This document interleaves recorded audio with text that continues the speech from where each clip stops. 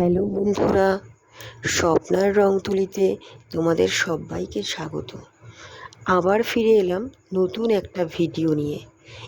এই ঘরটা হচ্ছে মঙ্গল ঘট, মানে আমার শ্বশুরবাড়ির সবাই হলো শ্রীগুরু ঠাকুরের দীক্ষিত।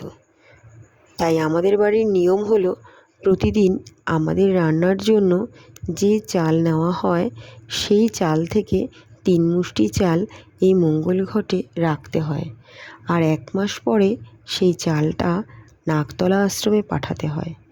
তো যাই হোক, আমাদের এই মঙ্গল ঘরটা বহু বছরের পুরনো, তাই ভাবলাম এই মঙ্গল ঘরটা নতুন করে ফেলি আমার রং তুলির মাধ্যমে। তাই মঙ্গল ঘটের গায়ে এই কলকাটা এঁকে নিলাম। মঙ্গল ঘটের এই আঁকাটা তোমাদের কেমন লাগলো প্লিজ লাইক করো, আর কমেন্টে তোমাদের মতামত জানিও। যদি ইউটিউব থেকে দেখো তাহলে সাবস্ক্রাইব করো, আর যদি ফেসবুক থেকে দেখো তাহলে পেজটিকে ফলো করো, আর এই ভিডিওটা শেয়ার করে দিও যাতে আমার সকল বন্ধুরা দেখার সুযোগ পায়। তো আবার দেখা হবে পরের ভিডিওতে।